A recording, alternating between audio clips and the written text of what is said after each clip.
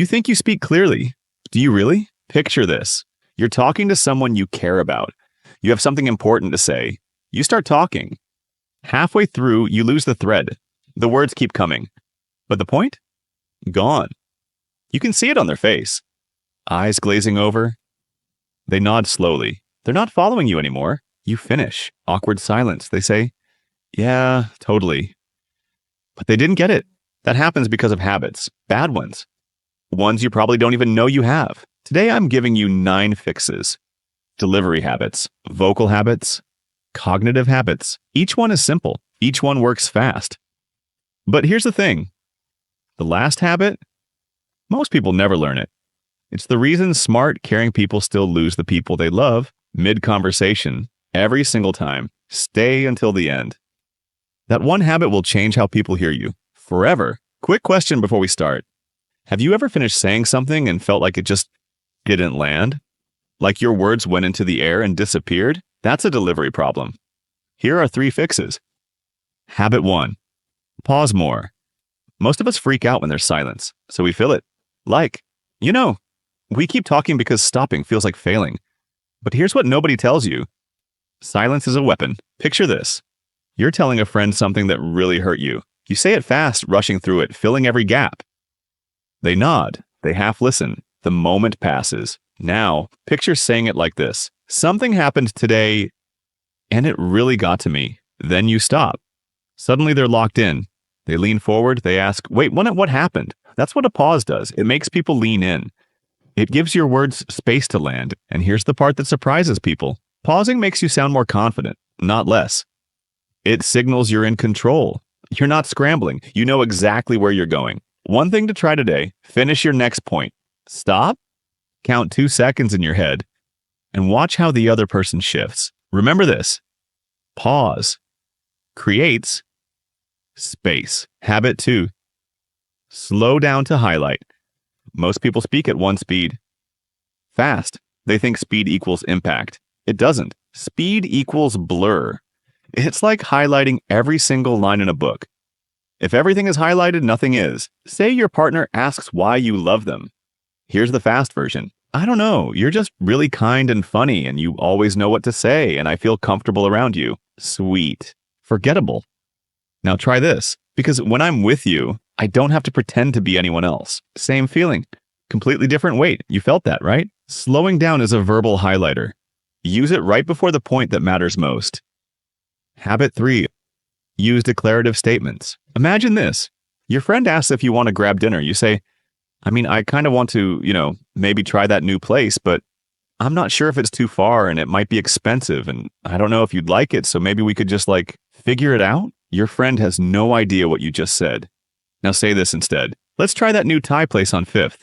I think you'll love it. Short, clear, done. That's a declarative statement. No hedging, no trailing off. Just the point. Delivered clean, your action step. Next time someone asks you a simple question, answer it in one clean sentence. No maybes, no kind ofs. Just say the thing. 3 delivery habits down. Now, vocal habits. But real quick, if this is already clicking, hit that like button. Drop a comment. Which delivery habit are you fixing first? And subscribe so you don't miss what's next. Because the vocal section, people ignore this completely. And it quietly destroys their voice every single day. Let me ask you something. Does your throat get sore after long phone calls? Does your voice feel weak right when you need it most? Have you ever lost it completely right before something important? That's not bad luck. That's a habit problem. Here's how to fix it. Habit 4. Warm up your voice. Think of your voice like a muscle. You wouldn't sprint on cold legs. But every day people wake up and go straight into long phone calls, tough conversations, social plans, with 0 warm-up. The result? Strain, fatigue, a thin, cracked voice. Right when the stakes are highest, here's your 1-minute fix. Lip trills. Press your lips lightly together. Blow air through them until they vibrate. Like a tiny motorboat. Hold it steady for 1 full minute. Can't get it to work? Press both index fingers gently into your cheeks and try again. There it is. Do this in the car before you pick up your friends. Do it before a date, before a hard conversation with someone you love, before anything that matters. Your voice will be warmer, fuller, and stronger. From your very first word, your action step. Do lip trills for 60 seconds before your next important conversation. Habit 5. Breathe through your nose. This one sounds strange. Stay with me. Right now, how are you breathing? Mouth or nose? Most people mouth breathe without even realizing it. It's silently wrecking their voice. Mouth breathing dries out your throat. It makes you breathe shallow. It drains your energy faster than you think. Think about the last time you talked for a long time. A long phone call, a deep conversation with a friend, a first date. Did your voice start to fade? Did your throat feel scratchy by the end? That's mouth breathing doing its damage. Nose breathing fixes all of it. It keeps your throat hydrated. It boosts oxygen flow by around 20%. It activates the calm part of your nervous system. It filters the bad stuff before it ever hits your lungs. We take over 20,000 breaths a day. If most of those are working against your voice, that damage adds up fast. Your action step. Check your breathing right now. Mouth or nose? Switch to nose. Keep switching. The results build fast. Habit 6. Use more volume. Not shouting. Presence. Picture this. You're on a first date. Things are going well, but every time you speak, you drop your voice low. They keep leaning in saying, "Sorry, what?" You repeat yourself 3 times. The energy dies. Now picture someone who speaks with warmth and volume. They don't shout. They just fill the space. You feel their confidence before they finish their first sentence. Volume signals belief. It says, "I mean this." It says, "I'm here." A lot of people hold back because they think speaking up is too much. But playing it small is the real problem. If people can't feel your voice, they can't connect with you. Fill the space. Let your voice carry the weight of what you're actually feeling. Your action step. In your next conversation, pretend the person is sitting just a little further away than they are. Speak to reach them. 6 down, 3 to go. And these last ones hit different. Because it's not just about how you sound, it's about what's happening inside your head while you talk. Most people never fix this. And it's why even the best intentions still leave people confused. Don't go anywhere. Delivery habits change how you sound. Vocal habits protect your voice. Cognitive habits change how you think while you speak. Get these right, and everything else locks into place. Habit 7. Finish one thought at a time. Imagine this. You're catching up with a friend you haven't seen in a while. You say, "Oh my God, so much has happened." "Okay, so I moved, and also I started dating someone new, and have you tried that new coffee place? It's so good, but anyway, my roommate is kind of driving me crazy, and did you see what happened with..." Your friend is smiling, but they're lost. When you jump between thoughts, the person in front of you has to chase you. Most people won't. They just nod and wait for a gap. Here's the fix. Start a thought. Finish it. Pause. Then move on. Okay, so the biggest thing, I moved into a new place last month.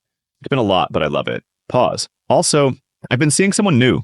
Early days, but it feels good. Pause. And honestly, my old roommate situation was way more toxic than I realized. Same updates. Way easier to follow. One thought lands, then the next one. Remember this. Finish one thought at a time. Habit 8. Use frameworks. Without structure, your brain dumps everything at once. You over-explain. You loop back. You lose people before you reach the point. Here's a framework that fixes this in any situation. It's called CCC. Context, core, and connect. Context. Set the scene. Give people the why before the what. Core. One idea, said clearly, said simply. Connect. Show why it matters to them. Here's the difference in real life. You want to tell your partner you need more quality time together. Without CCC, it sounds like this. "I just feel like we've been really busy lately, and I don't know, I feel kind of distant, and I know you've been stressed, and I don't want to make it about me, but I just miss you. And I feel like we never really talk anymore," and they feel attacked. Or overwhelmed.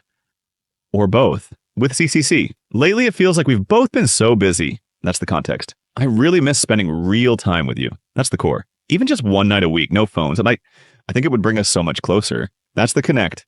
Same feeling. One version starts a fight. The other starts a conversation. Your action step, use CCC the next time you need to bring something up with someone you care about. Habit 9. Use analogies. Here it is. The one most people never learn. The one that separates people who sound smart from people who actually get through to others. Picture this. Your friend is going through a rough patch. They keep dating the wrong people. You want to help them see the pattern. You say you're just unconsciously seeking out emotionally unavailable partners because it mirrors your early attachment style and feels familiar, even though it's dysfunctional. You meant well. They heard nothing.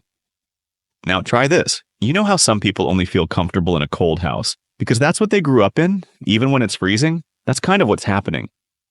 You keep choosing cold because warm feels weird. But you can change what feels normal. They go quiet. They get it. For the first time, they actually get it. That's what an analogy does. It connects what someone doesn't know to something they already feel. It makes the complex feel simple. It makes you the person people actually remember. Next time someone doesn't get what you're saying, don't repeat yourself. Don't say it slower. Find the analogy. Say it differently. That's the move. Every single time. Your action step. Think of one thing you always struggle to explain to people. Find an everyday analogy for it before your next conversation. With that said, thanks for watching, and until next time.